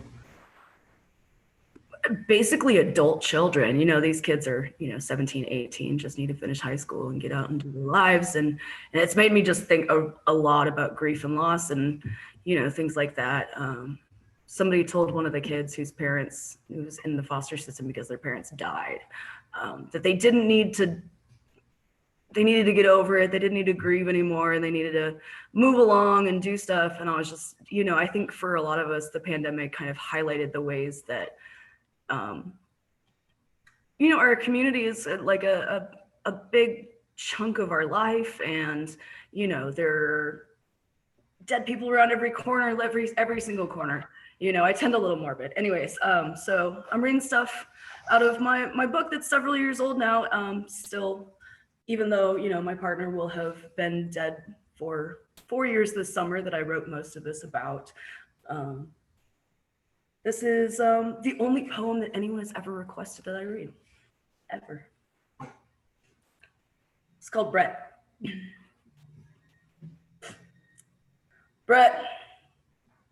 Brett's cat died. Brett's cat died, and for 2 weeks, he painted nothing but his cat. In his defense, in case that sounds crazy, he was already a painter, and he'd already committed to completing one painting every day for a whole year when his cat died. He says he thought then about quitting. And maybe when you stare back into the expectant face of the yawning blankness of a canvas waiting to be filled, all you can do is cry. Cry about your dead cat, your favorite painting buddy, your children's best friend, and wish your cat weren't dead. And paint your cat for 2 weeks solid, even if you'd rather not. Paint and cry and wish about your dead cat, because eventually someone is going to innocently ask in a child's voice, why are you painting this cat? Over and over and over. And then you have to say, because he's dead. My cat is dead. He died. And all I could paint for 2 weeks afterwards was my cat because I was sad. For God's sake, save me from this same fate, because all I can write about is cancer. But I'm also really sorry about your cat, Brett.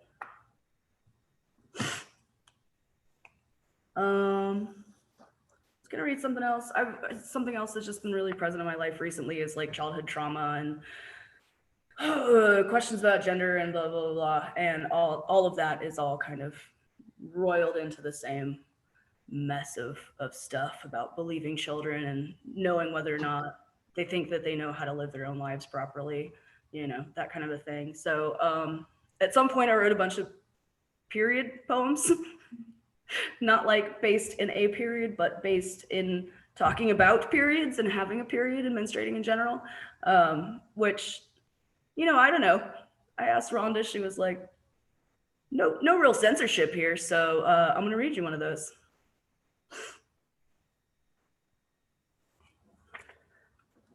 Period metaphors tend to make my shoulders feel shifty. My belly gets a little upset. Menstruation sings more true to my ear, and yet this act is surrounded with so many words, and no one is talking. Plainly to say, your body will begin to occasionally bleed vehemently and won't stop for a long time would be too disconcerting. And yet the corners shiver with huddled women and uterus havers chillingly recounting their uterine horrors.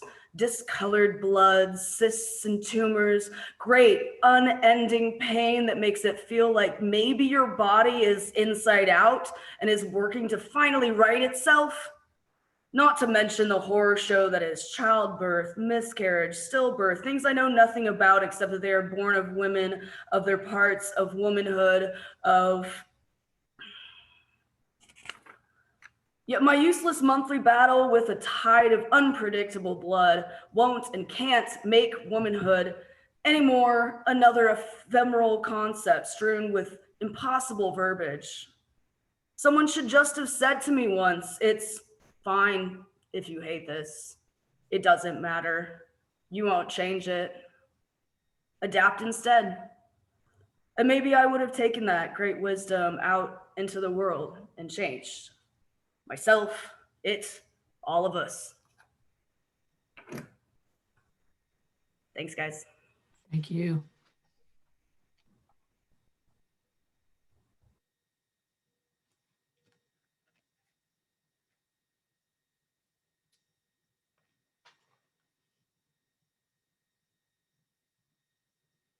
Curtis Becker, are you ready?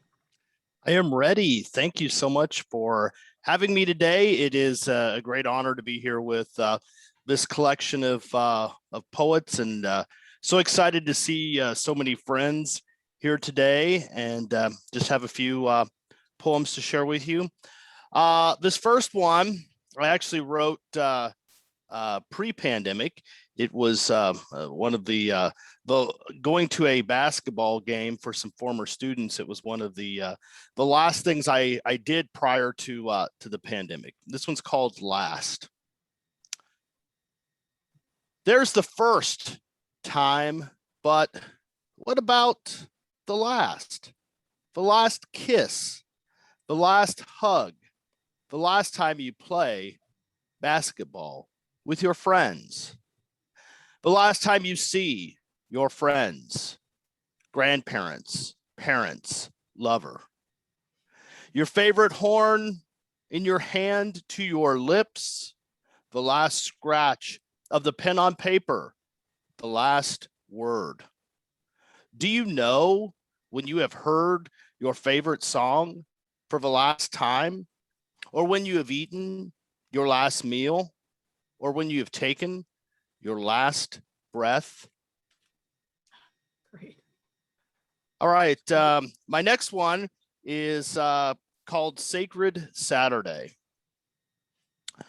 I might sleep in or maybe drink coffee at 5 a.m.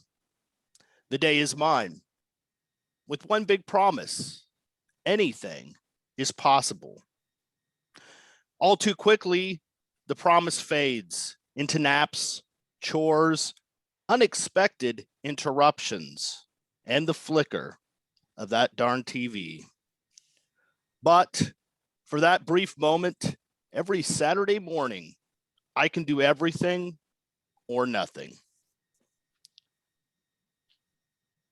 The next piece I wrote about my nephew, who is about 3 years old, and I've only gotten a chance to see him once. They live in New Mexico, and obviously traveling during these times is less than ideal. So anyway, this is a piece I wrote about him. It's called Curls and Dinosaurs. My nephew, 3 years old, crunches on a carrot from the screen of my phone. 10 hours away, I met him once when he was a baby. My brother's son, he knows me from a screen, and that I sent dinosaurs for Christmas from Kansas. His head full of curls bobs up and down when my brother tells him about me. My nephew, the only one who will carry on our family name. I just wish he knew I give good hugs too. Okay, and the last piece I have, this is still untitled. This is probably the roughest of the four that I have today. There are many miles on these pages. I carried them in a nondescript satchel as the word formed in my head. The ink in my pen, in my pocket, over my heart, spilled forth on the well-traveled pages that I carried. My eyes saw the miles through windows, through rain, through snow, through fog, as the words formed in my head. The faces of friends and family, accompanied by voices, accompanied by their presence, fill my mind and bleed into ink, into the words forming in my head and on these pages. The words meet the page, the words form meaning, the words organize the spilled ink. This page forms on paper that traveled many miles in my nondescript satchel. Thank you all. Such wonderful diversity we are having. It's great. And there are lots of people clapping. I can see them clapping. I can't hear them, but the readers should know that you have a large audiences.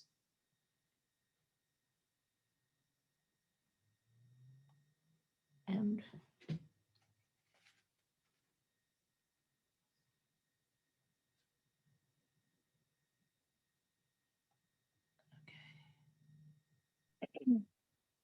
Lindsey Martin-Bowen is next.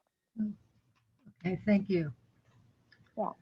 Lindsey Martin, she's Pulitzer Prize and Pushcart nominee for poetry. Books include Where Water Meets the Rock, 39 West Press 2017.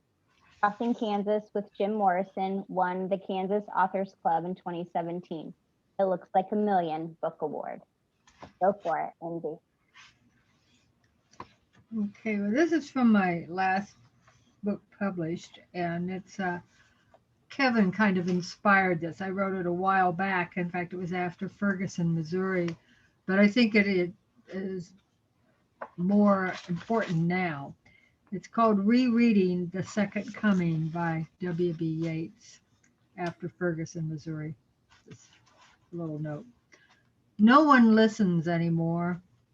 No one works in tandem. No horses pull this cart. Now trembling, it falls apart. The center hub's blown, exploded, rioting in city squares, rioting along beaches. Is this anarchy or something more? The blood of victims rushes onto shores. Innocents no more, their lungs fill till they can't speak, can't breathe. Their passions now senseless, uneasy, bring the strange revelation.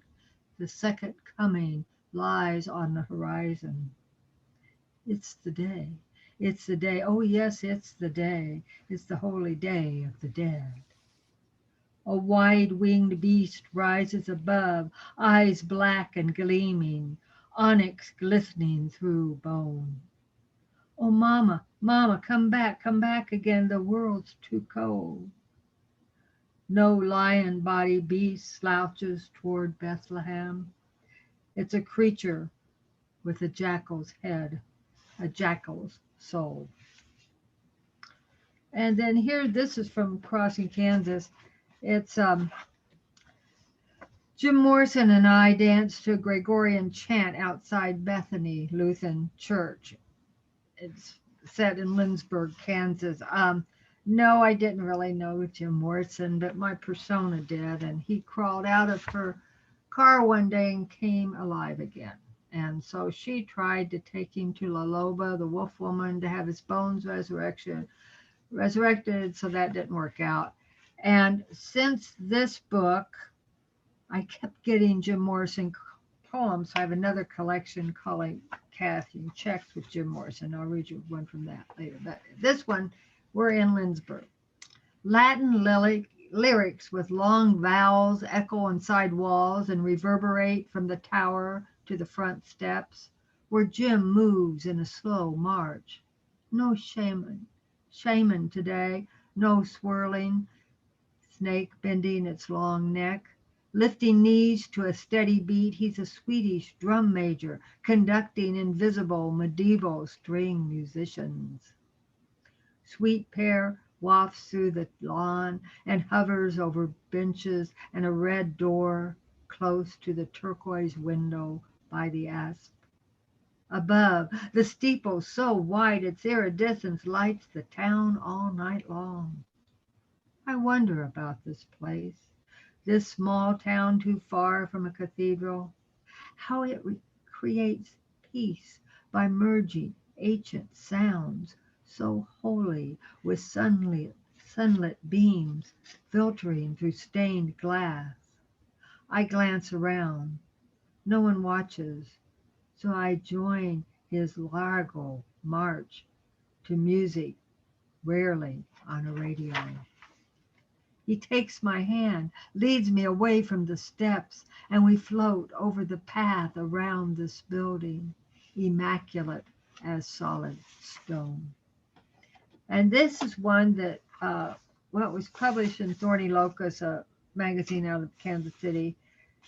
And I spent most of my life in Missouri and Kansas, but I'm here to be close to my daughter and grandchildren in Oregon now. But at any rate, this one was called The Windmills of Western Kansas, but I changed it a little and said, Jim and I watched the windmills of Western Kansas, so I could include it in this collection. And it was also in Silver Birch Press's online collection. Like roods with revolving crossbars, they line the flat horizon, roll on and on, Grateful Dead concerts tumbling through riffs that morph into different melodies before we know our minds start flowing there. Far beyond Kansas and its flat pastures that seem to never end except through the Flint Hills, but then they flow back into plains now mauve in the western sun, and more windmills churn on atop a round horizon of brown gold bluffs interlaced with the green northwest brush. Its verdant hue lets us know Kansas isn't far enough away from the traffic we want to escape. But the windmills always give me hope because I think of different ways we can create energy. Thank you. Thank you.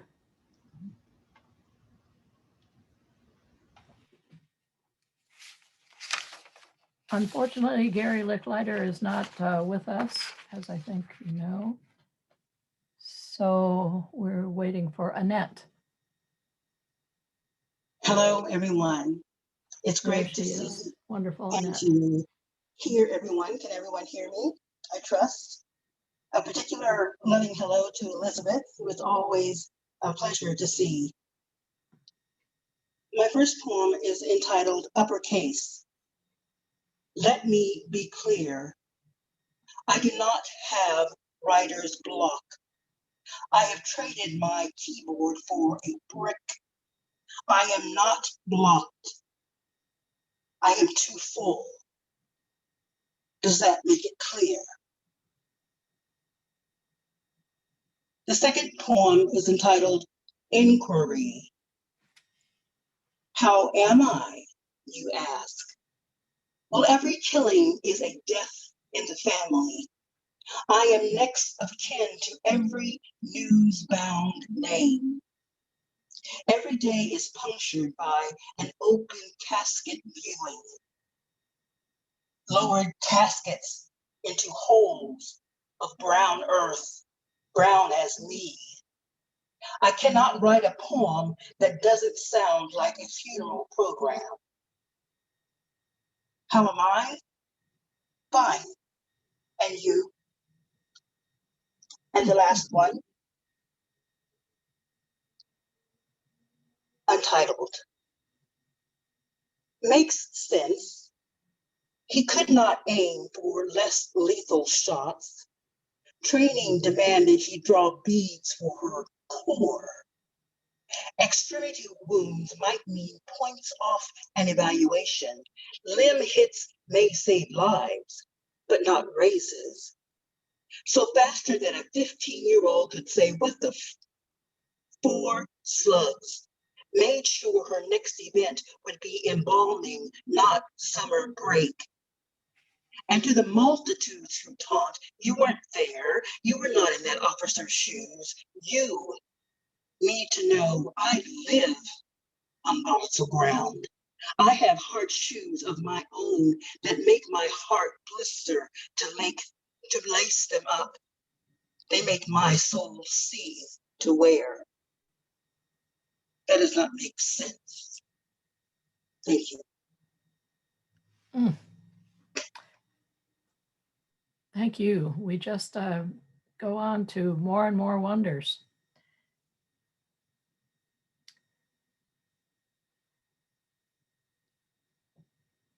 Is Lindsay Bartlett with us?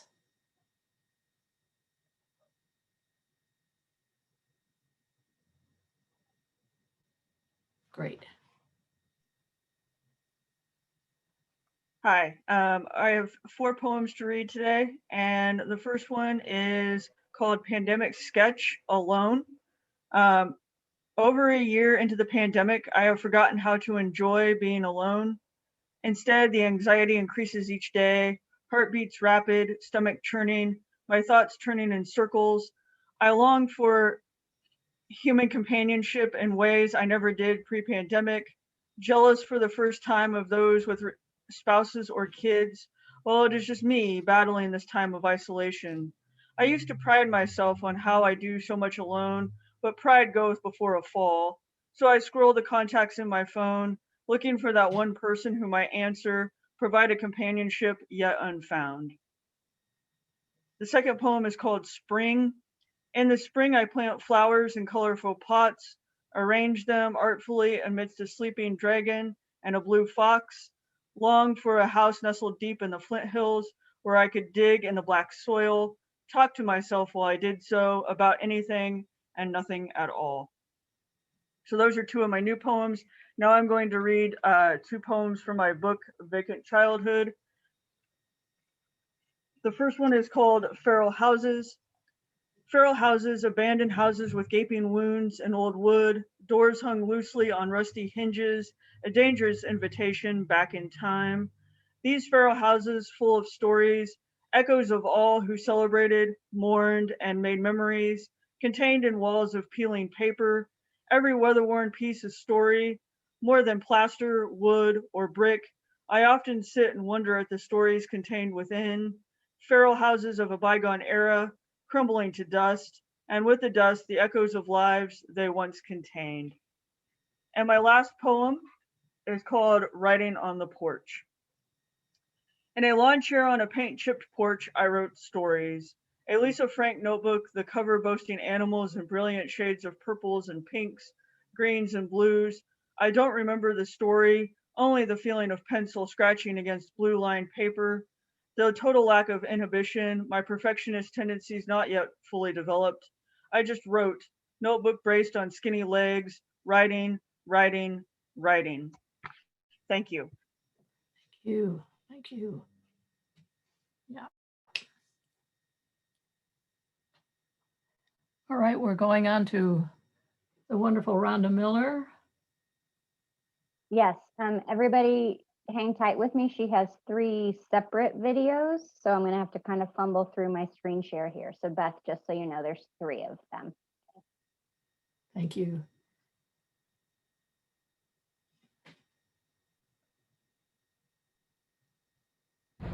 Rhonda Miller here.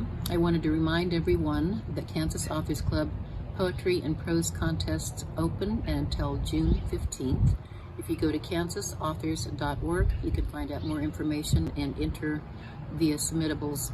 I also wanted to take the opportunity to thank Elizabeth Beth Schultz for continuing to work hard to make sure that this yearly event happens. This is our 8th annual poetry fair after all. And a special thanks to Jessica Ray and the Wonderful Center for being so kind to host it and organize it. The first poem I'm going to read is called I Trust My Knees. I trust my knees. It wasn't always easy. They were knobby and deformed when I was younger. Just a few years ago, one had a torn meniscus and a pulled ligament. I gave them time, took the advice of nurse friends who messaged privately through Facebook, don't have surgery. Those are the knees that end up needing replacements. I waited, wore a brace, suffered through the pain, couldn't walk on uneven surfaces, traveled to a stepson's wedding, assisted and favored aunt as she passed away, did months of physical therapy. But time does heal many things. In this case, my knees. I trust my knees. I let them guide me. I let them run.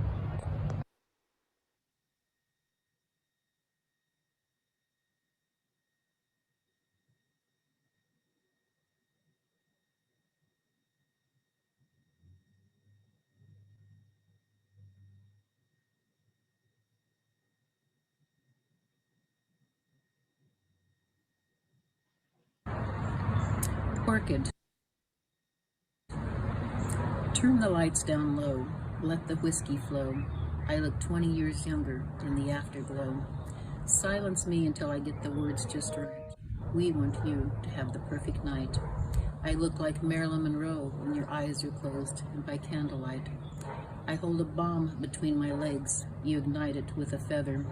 I'm filled with dynamite. Light the fuse tonight. Please, let's make it last forever. Let's explode together.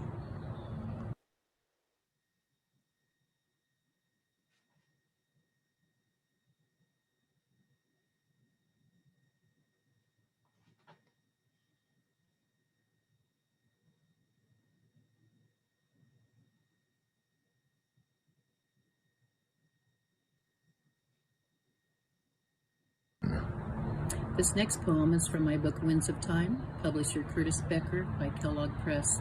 Thanks, Curtis, for all you do. I am from high plateaus, roving wheat fields, wind that blows from all directions, sometimes all at once.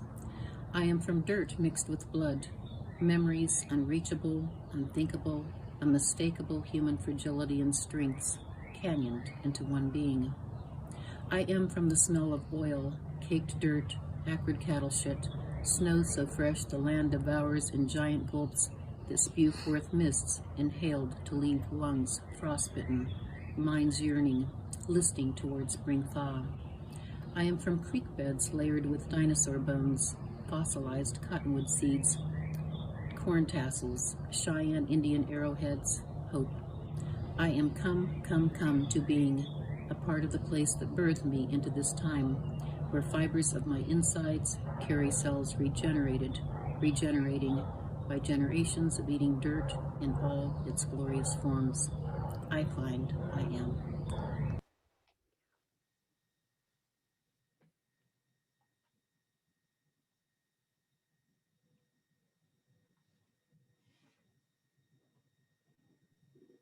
Okay, and Brian's next. Coming into the home stretch with Brian Daldorf. Oh, where'd he go? There he is. Hello, can everybody hear me okay? Yes. Yes, good, thank you. So this is working really well. It's kind of like a combination between a poetry reading and kind of reading a book at home. And Isn't it? It's just been a great way to get to hear everybody's work. I've enjoyed everything that I've heard today. I would like to read two poems by my friend Antonio Sanchez Day. Some of you knew Antonio, and you know what a fine poet he was. We lost Antonio in March, and we're still grieving that loss. So I'd like to read two poems by Antonio, and the first one is called Penitentiary Protocol. Antonio was in the system, as he said, for 13 years. And he said that he wrote this poem when he met a young guy who was going into prison and said, it's going to be easy. I can do it. It's not going to be any trouble. And this is what Antonio wrote to him. Penitentiary Protocol. When you arrive, read the signs. Leave all hopes and dreams behind. Forget all you have or had in the free world. It no longer matters. It will only distract you, and you'll become prey to the lions in this jungle. Trust no one. Everyone is out for something in this cutthroat society. Stick with your own kind, your race, and/or your set, your choice. Mind your own business, keep to yourself, don't gossip like a girl. Have respect, don't let no one disrespect you. Don't gamble or run a debt you can't pay. Learn to like the sight and smell of blood, it surrounds you. Prepare to witness the evil men do. Find your primal survival instinct. It could be the difference between life and death. Finally, make peace with God or your higher power. You're gonna need it.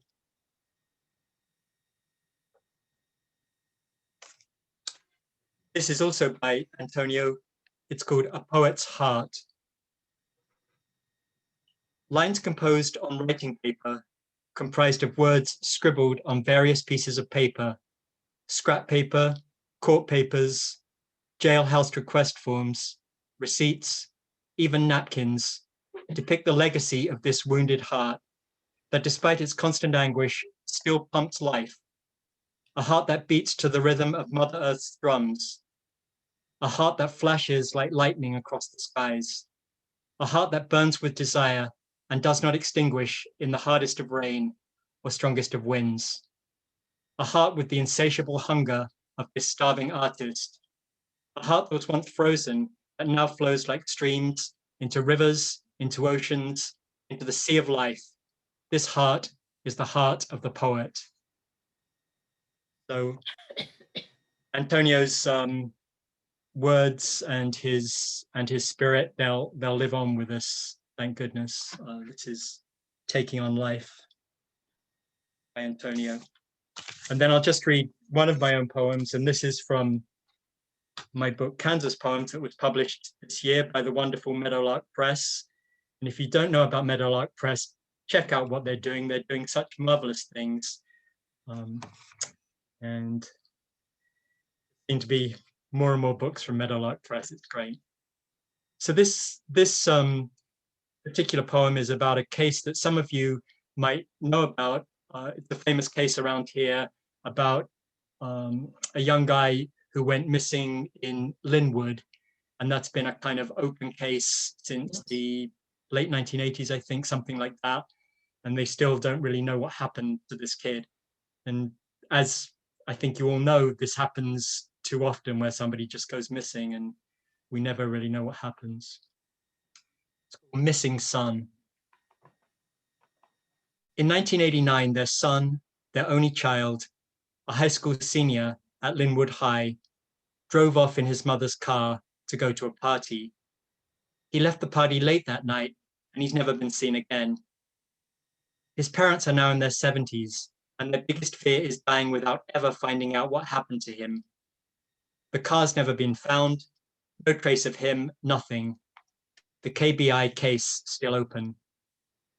Private investigators came up with nothing, apart from rumors he was involved in a satanic cult, or killed by drug dealers, or crashed the car into Stranger Creek, where it sank in the mud and has never been found. All that's left are two parents still waiting up after 40 years for their son to come home. Almost time for them to sleep. Thank you. Wonderful. Thank you, Brian. Yeah. We bring our afternoon to a conclusion by listening to the poetry of Caryn Mirriam-Goldberg, who has been Kansas Poet Laureate. It's been a wonderful, wonderful afternoon, and it's wonderful to be able to conclude with Caryn's work. Yes, and Beth, just so you know, she has 4 videos, so I'm gonna have to do that thing again. Okay, thank you so much, Jessica. Absolutely.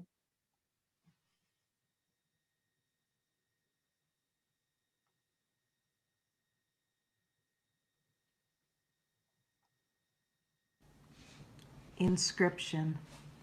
How does the world tell our story? A line of one cloud overlaps another. An airplane gone, but for its tail. A first star barely inscribed on evening before the page turns dark. What does the first reddening leaf sing down its veins to loosen the grip of twig from branch? How does the cricket know to comb its wings into the rhythm of August ending?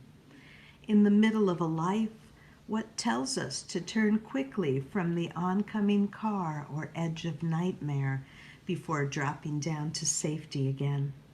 What speaks through us at the cusp of winter, the heavy hands of the next day's humidity, or the last magnolia bud not ruined by last night's frost, knocked off the tree by a speeding squirrel?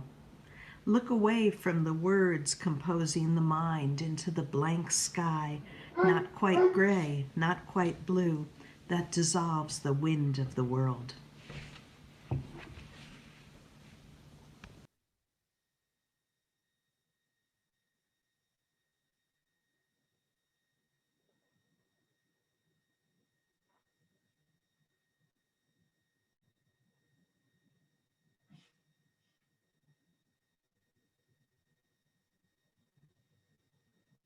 Pandemic time, 1. The dog goes out, the cat comes in. Daffodils so early, and a day later sleet clinging to their surprised ruffles. The ceiling fan spins. Purple redbuds dissolve the pre-vernal tangle of green into anticipation and rain. I can't remember in my safe bed what I dreamt or why my girlhood chest trembles in its 60-year-old skin. Tomorrow I will bend low to where lily of the valley finally matches time, which is not time as I knew or embellished, but its own flock of red-winged blackbirds flashing fire over the wetlands, where I arrive again every few days, weary of my own mind's compost pile, to wander at least 6 feet away from children not going to school, parents not going to work, and dogs not going to sleep on the couch, all of us casting our wishes on the power of water, the possibility of flight. 2.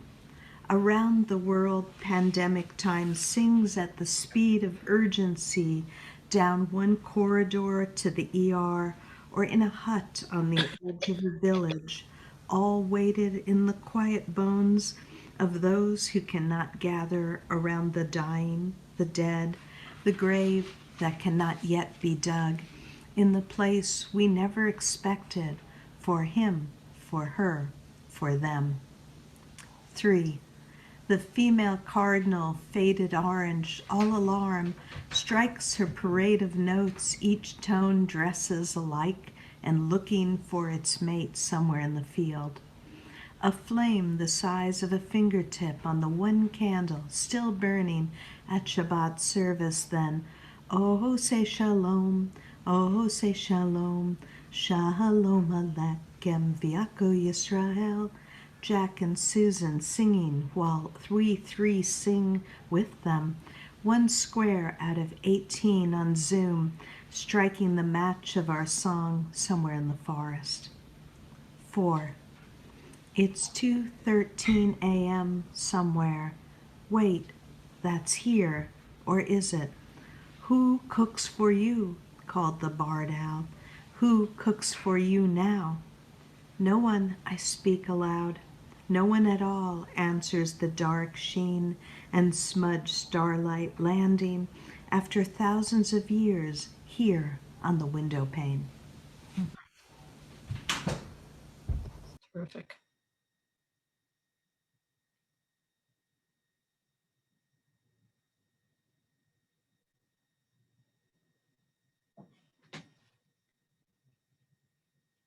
Does Karen have another poem?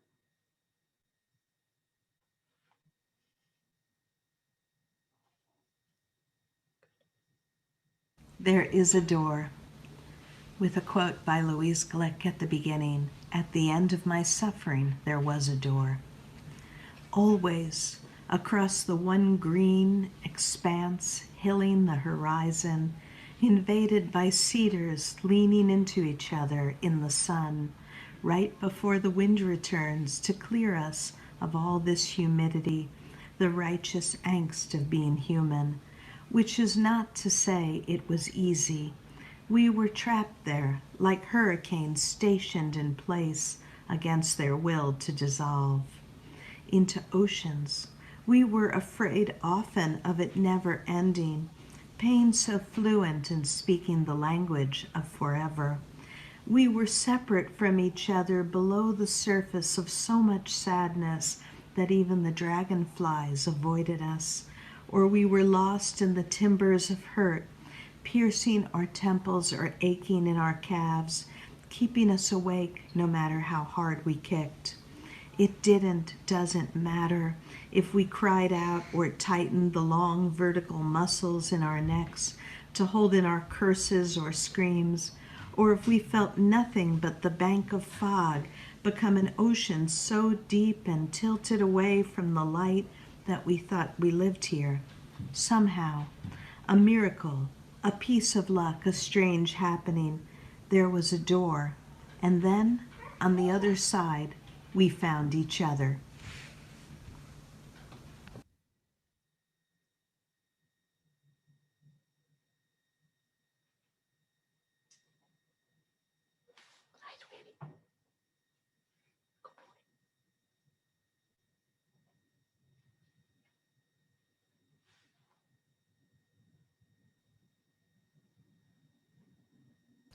What you need is here.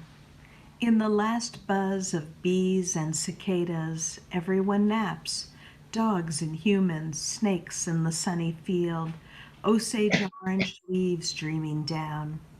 A bird in the tree is worth more than its weight in song, while wind sheds another layer of the old year so the new one can pour into us.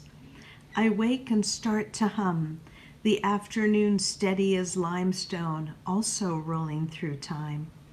Old wishes for worth or proof, ashes sparked upward from a dying fire, dissolve. The new yearnings have yet to land in the absence of hunger. When I try to imagine what to prepare for, I can only hear the yawn of distant cars on asphalt. I can only see a spider working something out of nothing, an airplane miles above, insects, stories below, ferrying the past out of its confines to the next landing. Something beyond names or wishes sings to the beauty that passes bird to power line to horizon, the possibility right now as ever for love. I'm going to do the last stanza.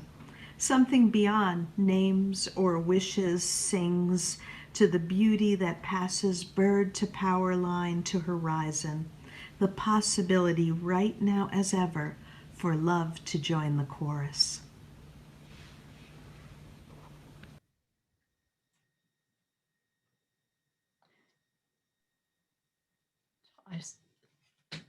I would like to thank everybody for joining us. It was an extraordinary afternoon. I think we all feel revivified by the wondrous diversity of poetry being created in Kansas. So thanks to each of our poets. They're all so different and so remarkable. And thank you to you, listeners around the state, around the world. I don't know where you are, but I hope you, as well as I, leave feeling enriched and enlivened and revivified by listening to such a really an extraordinary diversity of poetry. Thank you all.